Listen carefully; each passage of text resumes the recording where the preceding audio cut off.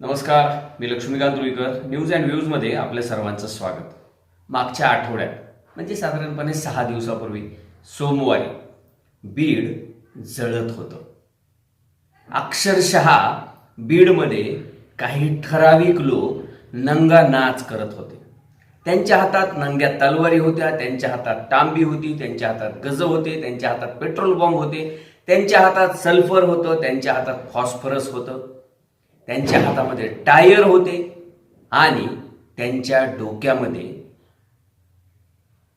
क्षीरसागर असोत, पंडित असोत किंवा इतर राजकीय नेते यांना जिवंत जाळण्याचा प्लॅन होता. बरं, हे सगळं घडत असताना नेमकं काय झालं, कशा पद्धतीनं प्लॅनिंग झाली, कशा पद्धतीनं ती फायनलाइज केली गेली यावर आपण बोललो. सगळ्या लोकांनाही ते माहिती झालेलं आहे. पण एक प्रश्न उरतो की यावेळी पोलीस नावाचा जो व्यक्ती होता किंवा पोलीस नावाची जी एजन्सी होती ती झोपा काढत होती का? कुठं होती ही एजन्सी? कुठं होतं पोलीस दल? का पोलिसांनी प्रतिकार केला नाही किंवा पोलिसांनी याला सगळ्याला आवर घातला नाही? पोलीस फक्त बघ्याची भूमिका घेत होते का? पोलिसांना वरून ऑर्डर होत्या का? आंतरवली सराटीमध्ये पोलिसांनी जो अमानुष लाठीचार्ज केला आणि त्यामुळं काही जणांवर निलंबनाची कारवाई झाली, काही जणांच्या बदल्या झाल्या, त्यामुळं पोलिसांचे हात बांधलेले होते का? वरूनच पोलिसांना शांत राहा अशी ऑर्डर होती का? असे एक ना अनेक प्रश्न चर्चिले गेले. गेल्या 8 दिवसात पुलाखालून बरंच पाणी वाहून गेले. मात्र पोलीस दलाबद्दल असलेला विश्वास पूर्णपणे ढासळलाय. अत्यंत जबाबदारीने ही गोष्ट सांगतोय. म्हणजे तुमच्या माझ्या लहानपणी जर का खाकी वर्दीतला एखादा माणूस दिसला तर आपण त्याला सहजपणे पोलीस मामा नमस्ते मानायचो. मामाचं नातं म्हणजे आपल्या आईचं आणि आपलं किंवा बहिणीचं आणि तिच्या कुटुंबाचं रक्षण करणाऱ्या माणसाचं नातं असतं.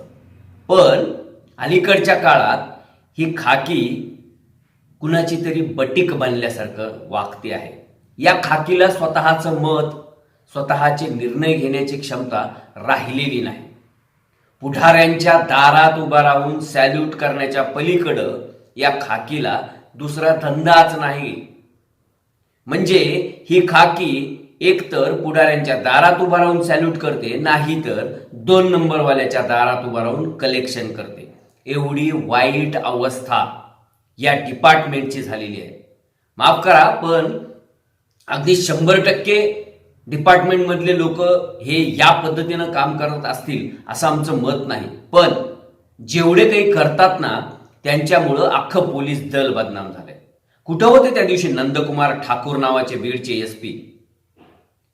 कुठं होतं त्यांचं पथक जे फक्त वाळू, मटका आणि गुटखावाल्यांवर रेड केल्याचं नाटक करून तोडीपाणी करण्यामध्ये बदनाम झालेलं आहे? कुठे होतं पंकज कुमावत यांचं पथक? त्यांच्या गाडीवर दगडफेक झाल्यानंतर पोलीस माघारी परतले, माघारी फिरले. कुठं होते वाळके? कुठं होते पांडकर?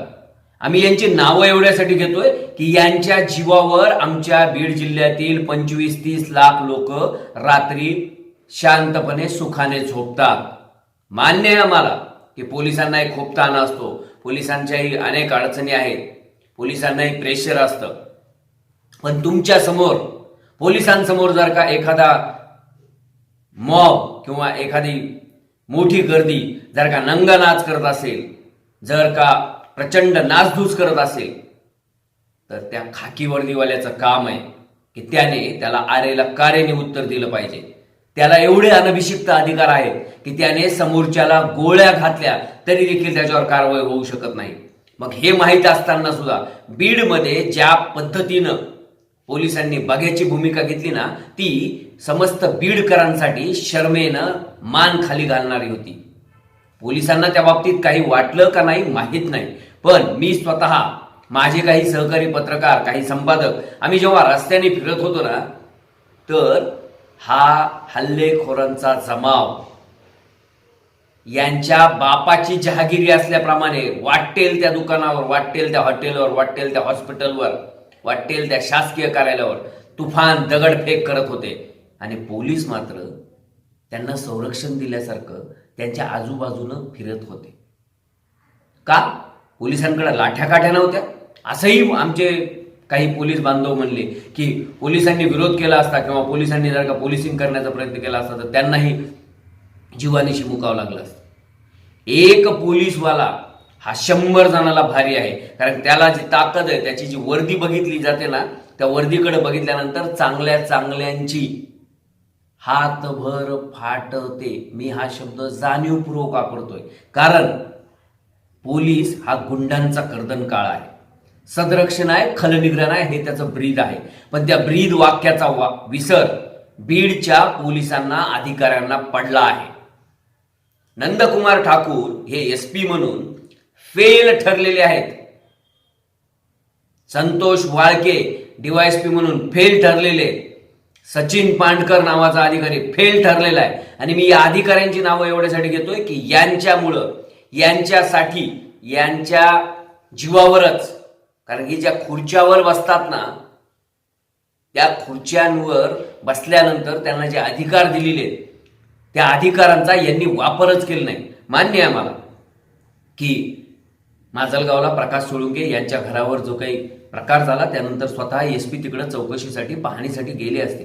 पण ते काय अख्खं पोलीस दल घेऊन गेले होते का? बरोबर, कंबराला बांधून घेऊन गेले होते का? एक साधा पोलीस कॉन्स्टेबल देखील त्याने जर का हिंमत दाखवली ना, तर तो अजमल कसाब सारख्या एका क्रूर कमाल अतिरेक्याला पकडू शकतो, हे तुकाराम ओंबाळेंनी दाखवून दिले. पण बीडचे पोलीस आणि बीडचं पोलीस दल हे 2 नंबरवाल्यांचं बटीक बनलंय की काय, अशी शंका येते. तुम्हाला जर का म्हणजे असं बोललं जातं की पोलिसांना वरून ऑर्डर होते. कशाची ऑर्डर होते? तुमच्या जर का लेकरा बाळांवर, तुमच्या जर का कुटुंबावर असा हल्ला झाला असता आणि तुमचं कुटुंब जाळण्याचा प्रयत्न केला असता तर तुम्ही प्रतिकार केला नसता? तेव्हा तुम्ही वरच्या ऑर्डरची वाट पाहिली असती का? अक्षरशः म्हणजे दुपारी 2 वाजेपासून किंवा दुपारी 12:30-1 वाजेपासून इथं तिथं मोंड्यामध्ये, जालना रोडवर, नगर रोडवर, बार्शी रोडवर, शिवाजी चौकामध्ये, साठे चौकामध्ये, सुभाष रोडवर, प्रत्येक ठिकाणी टायर जाळल्याच्या इतर घटना या बाबतीत माहिती येत होती. पोलिसांनी मात्र काहीच केलं नाही. 7 वाजता जेव्हा सुभाष रोडवर मॉब कंट्रोलमध्ये येत नाही असं कळल्यानंतर त्यांनी अश्रुधुराचे नळकांडे फोडले. हे पूर्वीच का नाही केलं पोलिसांनी? याचा जबाब कोण देणार आहे? वरचे अधिकारी आले, वरच्या अधिकाऱ्यांनी चौकशी केली, त्यांना देखील या पोलिसांनी ज्या पद्धतीनं अत्यंत निष्काळजीपणे हे प्रकरण हाताळलं, यावरून मोठ्या प्रमाणात तक्रारी प्राप्त झाल्या. या तक्रारींचं ते गृहमंत्रालयाकडे तक्रार करतील, त्यांना आपला अहवाल देतील. गृहमंत्री तरी या प्रकरणात सखोल चौकशी करणार आहेत का? त्यांच्या दोषी अधिकाऱ्यांवर कारवाई करणार आहेत का?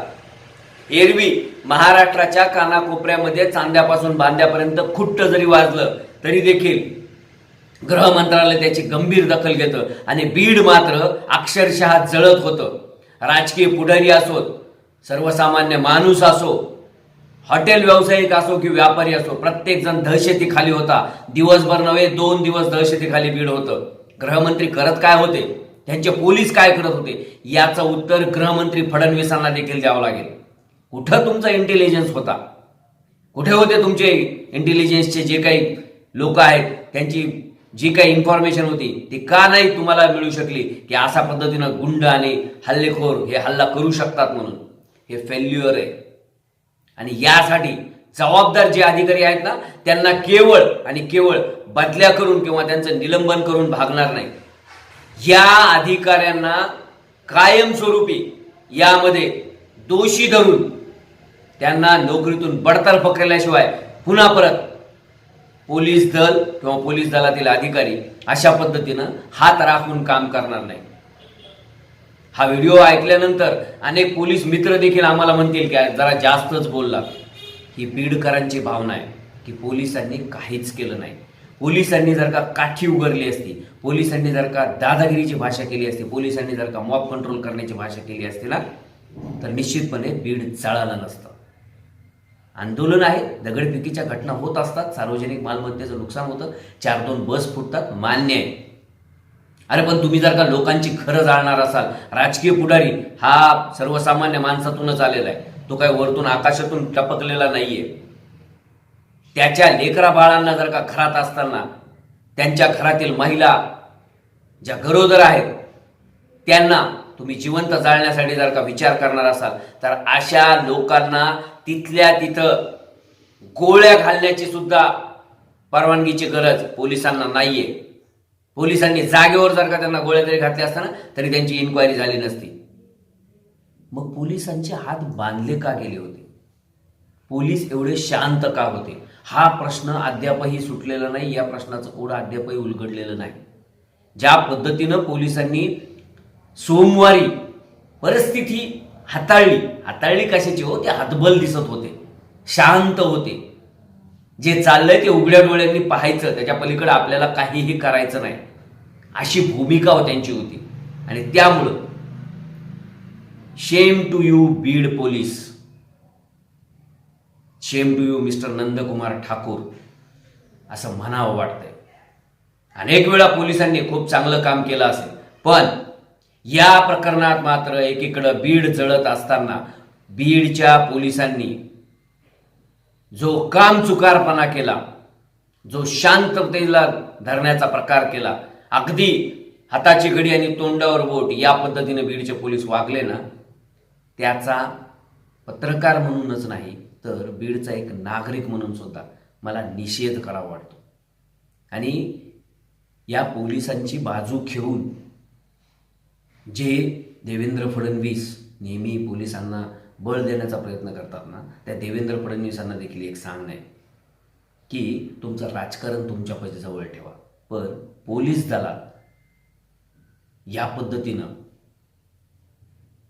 वरून ऑर्डर येण्याची वाट पाहण्याची वेळ येऊ देऊ नका. कारण आज बीड जळालंय, उद्या महाराष्ट्र पेटू शकतो. महाराष्ट्रात अशा घटना या ट्रेंड होऊ शकतो, मोडच ठरू शकते. आणि मग तशा वेळी बीडला आवर घातला असता, बीडला जर का या लोकांना तिथेच ठेचलं असतं, त्यांच्या नडग्या फोडल्या असत्या, तर पुढे हे आज झालं नसतं असं म्हणण्याची वेळ तुमच्यावर येऊ शकते. त्यामुळं कृपया जे काही बीडमध्ये घडलं आणि ज्या पद्धतीनं बीडमध्ये पोलिसांनी बघायची भूमिका घेतली ती इतर ठिकाणी होऊ नये एवढीच अपेक्षा ठेवतो. आणि पुन्हा एकदा सांगतो की बीडच्या पोलिसांनी खरोखरच काहीही न केल्यामुळे अर्ध बीड जळाले.